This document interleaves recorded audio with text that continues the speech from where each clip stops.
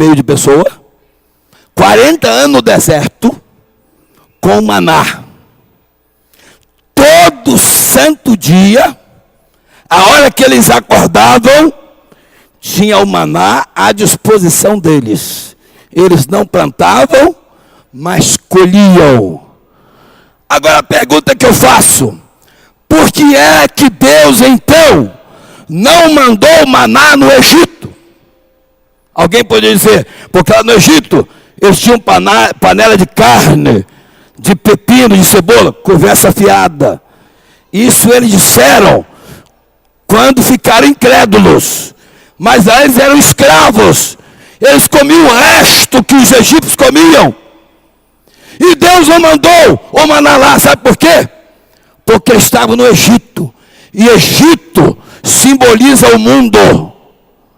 E quando eles saíram do Egito para ir para a terra de Canaã, que representa o céu, é como se eles estivessem seguindo a Deus. E seguindo a Deus, não pode ter falta de nada. Aí Cristo desceu lá no deserto e sustentou aquela multidão. Por que eu digo Cristo? Porque o próprio Cristo mais tarde diz assim: vossos pais comeram maná no deserto e morreram. Eu sou o pão vivo que desceu do céu.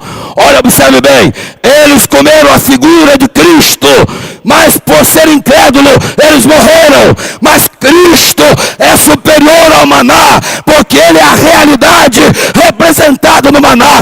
E eu e você temos Cristo na nossa vida. E quem tem Jesus, tem abundância do que necessita. Meus amados, se você, seguindo a Cristo, como estava em Israel, não tiver condições de ir em busca do pão, como Israel não tinha, pode ter certeza que o pão virá ao seu encontro. De alguma maneira, na sua casa vai aparecer pão, se você não tiver condições de ir em busca do pão. Porque eu creio na palavra de Deus. Israel não tinha como ir em busca de pão no deserto, mas o pão foi em busca deles. Aonde tinha uma cabana, tinha pão do lado ali. Eles tinham somente sair e colher o maná. Agora, amados, nós estamos debaixo da bênção do Todo-Poderoso. O povo de Deus é abençoado. Amém? Quando Isaac quis abençoar o seu filho primogênito, Esaú, ele disse assim: filho, vai lá, pega uma caça e traga aqui, prepara ela e traga, que eu quero te abençoar. Mas Isaac já era cego. E Rebeca, quando ouviu isso, chamou o filho mais novo, Jacó, instruiu para que ele matasse um cabrito rapidamente, e ela ia preparar para ele entrar na frente e receber a bênção. Jacó pegou o cabrito preparado, entrou para levar o cabrito para o pai comeu e abençoou, pensando que fosse Esaú, porque ele estava com pelo cabeludo, estava usando o perfume do irmão, e o pai era cego, foi enganado. E quando ele foi abençoar Jacó, está lá no capítulo 27, versículo 28. Preste atenção nessa palavra. Diz assim: assim, pois, te dê Deus do orvalho dos céus e das gorduras da terra, e abundância de trigo e de mosto. Vou ler mais uma vez. Assim, pois, te dê Deus do orvalho dos céus e das gorduras da terra, e abundância de trigo e de mosto. Jacó saiu, abençoado. Daí a pouco chega Esaú, seu irmão, para receber a bênção com a caça que ele achou. Aí o pai disse: mas quem é você? Eu sou seu filho Esaú, seu filho primogênito. Não, eu já abençoei, não tem mais bênção para você. Aí Esaú começou a chorar e diz assim: pai, me dê pelo menos uma bênção. Aí Jacó foi preferir para Esaú o seguinte, ó. Eis, versículo de número 40, se a memória não falha. Diz assim: eis que a tua habitação será longe das gorduras da terra e sem o orvalho do céu.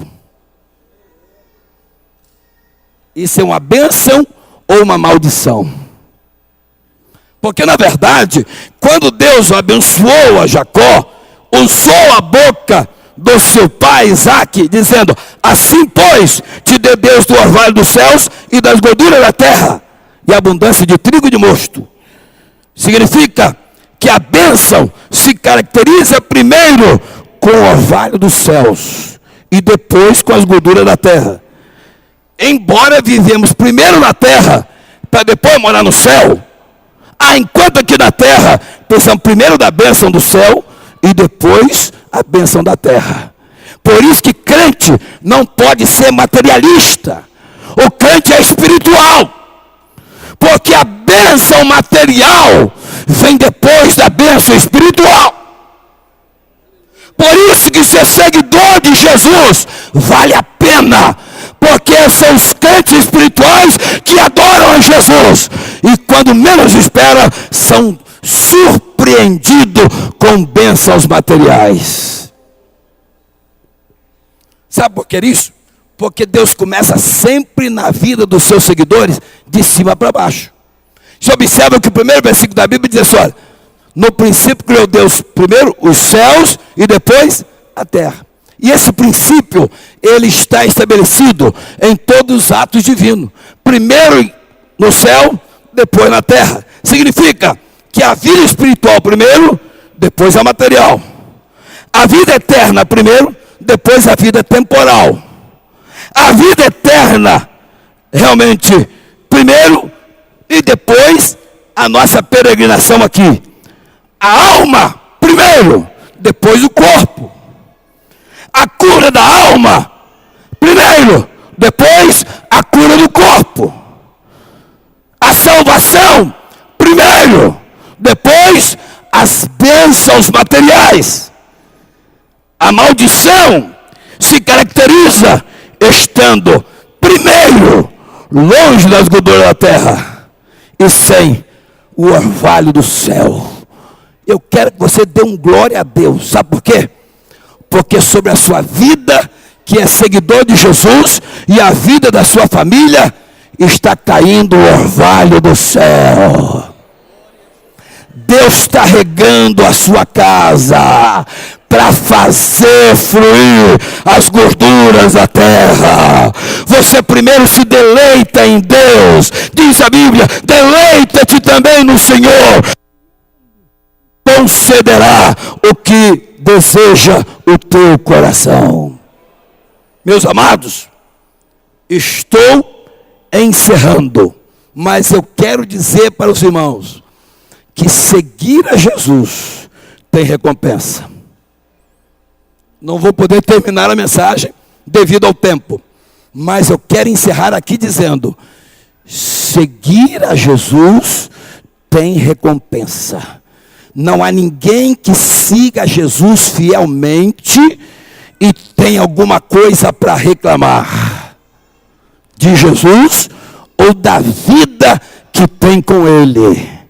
Porque eu quero dar aqui um testemunho para me encerrar. Irmãos, eu estou falando experiência própria. Quando eu tinha mais ou menos 7, 8 anos de idade, meu pai era funcionário do Estado, do Espírito Santo. Mas havia uma crise naquela época tão grande, que o Estado atrasou o pagamento durante 1 ano. Mas não nos faltou o pão, porque os funcionários tinham um armazém, onde faziam as compras, mas não tinha dinheiro. Meu pai desanimou-se, pediu as contas e saiu do Estado. E como ele era lavrador, foi lavrar a terra. Estava numa fazenda próxima em Vitória. E fomos morar lá num pequeno casebre. E meu pai foi preparar a terra para plantar milho, para a colheita dividir com o fazendeiro. Meu pai preparou um bom pedaço de terra, plantou o milho, e quando o milho estava mais ou menos um palmo de altura, meu pai amanheceu um dia, sem mais sem menos, tão doente, que não aguentava andar. Aí eu, meus irmãos, minhas irmãs, e minha avó, minha mãe, levamos meu pai, assim carregando, assentado numa cadeira, até uma estação de trem, que ficava até um pouco distante. Eu e meu pai foi sozinho para Cachoeiro do Itapemirim. E lá, Deus providenciou que uma irmã que eu conhecia passasse lá na estação e socorreu meu pai, internando lá no hospital. Mas nós não tínhamos como sair de lá. Éramos recentes ali e nenhum dos parentes sabia onde nós morávamos. Ficamos lá só. E meu pai passou cerca de 20 dias e nós não tínhamos nenhuma notícia. E, por incrível que pareça, 20 dias depois, nós vimos a coisa se repetir com a minha mãe. Minha mãe, extremamente doente, nós éramos os únicos moradores da fazenda, e levamos a minha mãe para a estação de trem, como havia levado o meu pai. Ficou minha avó, Carolina, de saudosa memória, e eu e meus irmãos. E aí, irmãos, passaram-se mais cerca de 20 dias. Fez 40 dias que meu pai tinha sido internado e agora 20 dias que a minha mãe tinha sido internada.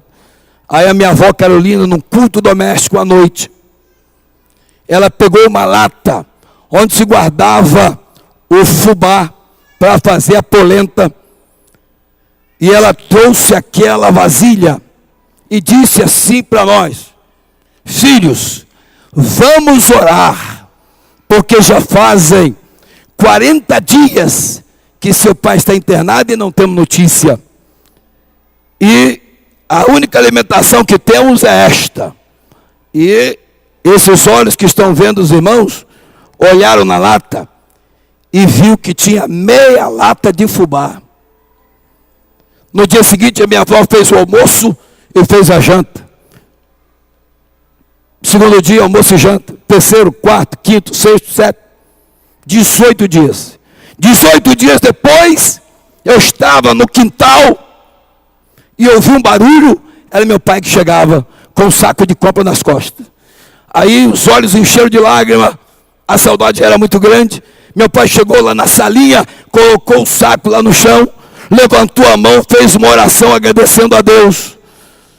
E o que mais nos impressionou foi que após a oração do meu pai, a minha avó Carolina foi lá e apanhou a mesma panela que há 18 dias atrás estava na metade, e ela nos mostrou e disse: olha aqui, filhos, almoçamos 18 dias, almoçamos e jantamos, olhem aqui a lata. E olhei, e tinha meia lata de fubá.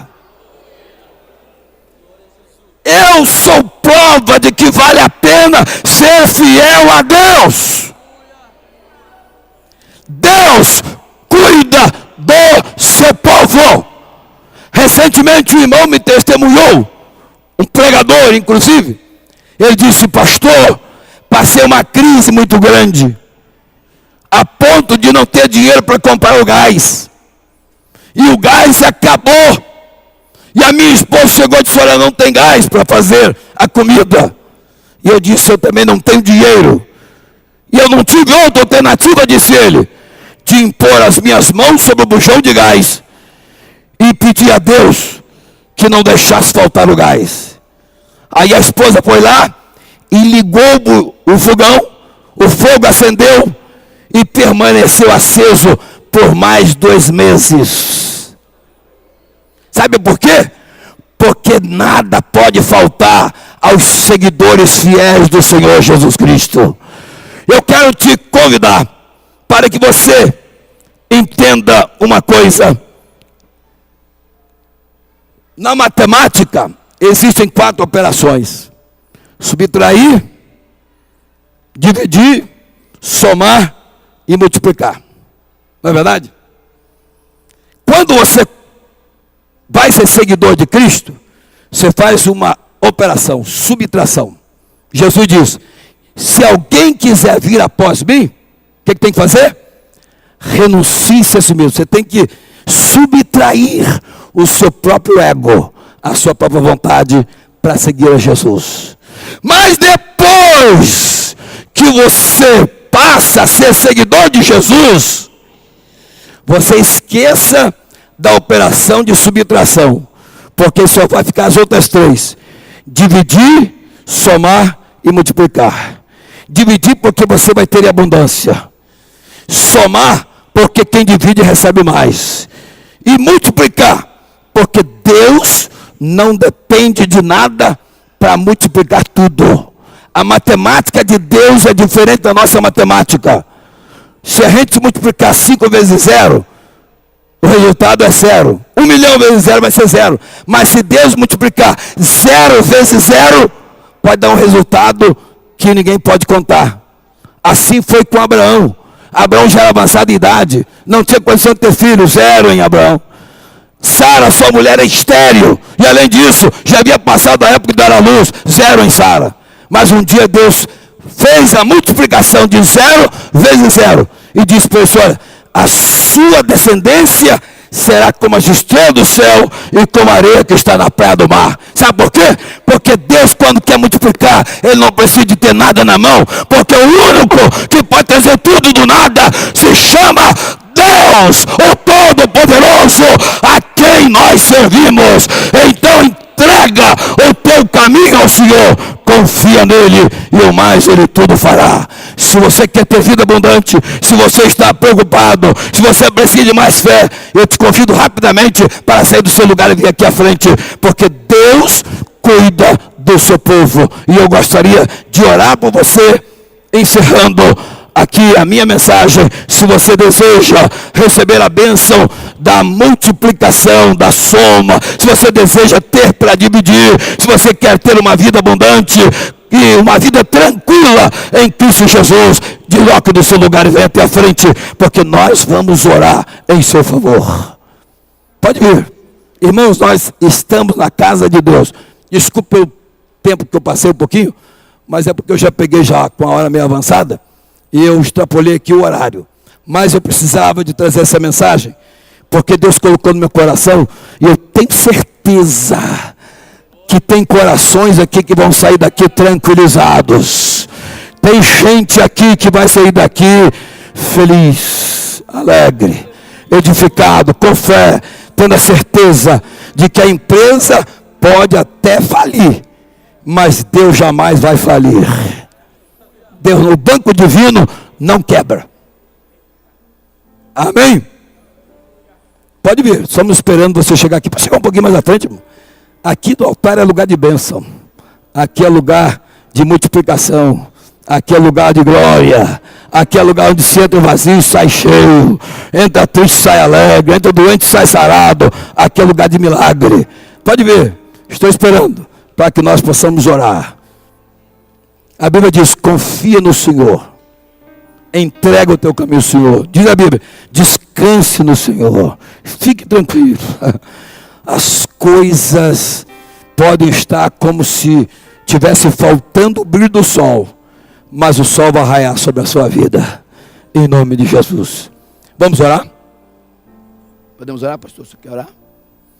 Bendito e maravilhoso Deus, nosso Pai Celestial, nós agradecemos, Pai, por esta noite especial na tua casa. Agradecemos, Pai, pela vida dos líderes, dos adolescentes, de todos os adolescentes que estão aqui empenhados nesta obra. Pai, abençoe, ó Deus, todos os teus filhos que aqui vieram até o teu altar esta noite. Que possam sair daqui, ó Deus, com seus corações tranquilos, oh Pai, aliviados de uma pressão psicológica, aliviados, oh Deus, de uma pressão da incredulidade prevalecente em nossa terra, em nossa sociedade. Pai, eu suplico que o Senhor venha multiplicar a fé, Pai, que nós possamos crer fielmente na Tua palavra e saber que a Tua mão está estendida.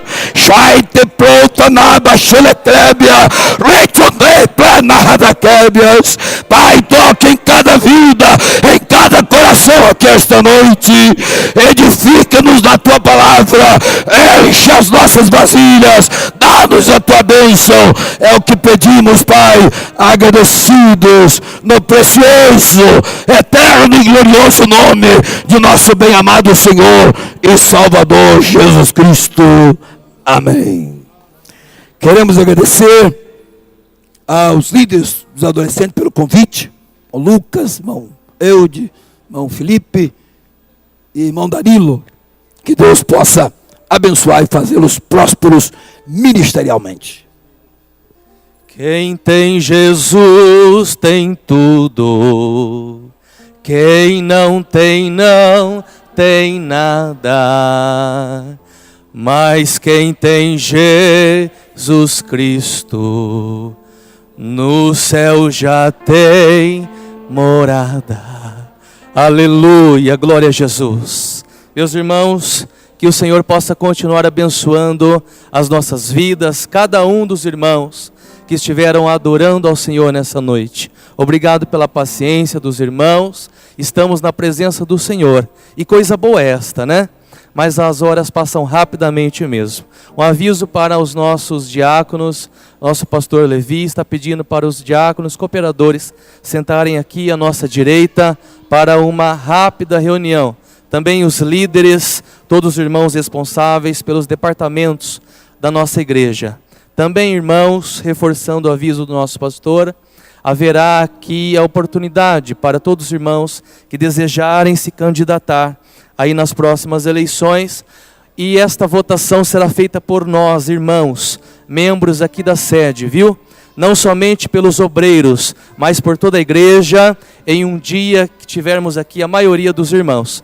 Então, os irmãos que desejarem, pode passar o nome ao pastor Levi, e nós aqui, membros, estaremos votando aí nos irmãos que estarão representando a nossa igreja.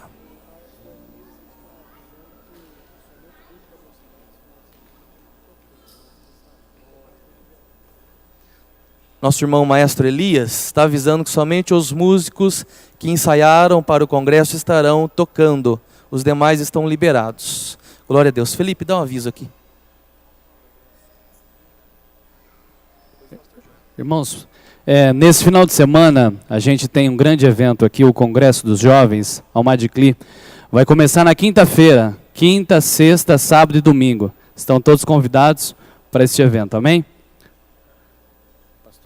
Pastor Joel orando para a gente encerrar o culto. A graça do Senhor Jesus Cristo, o amor de Deus nosso Pai, a comunhão e a consolação do Espírito Santo reine sobre cada vida, e todo o povo de Deus digam amém. Deus abençoe a todos em nome de Jesus.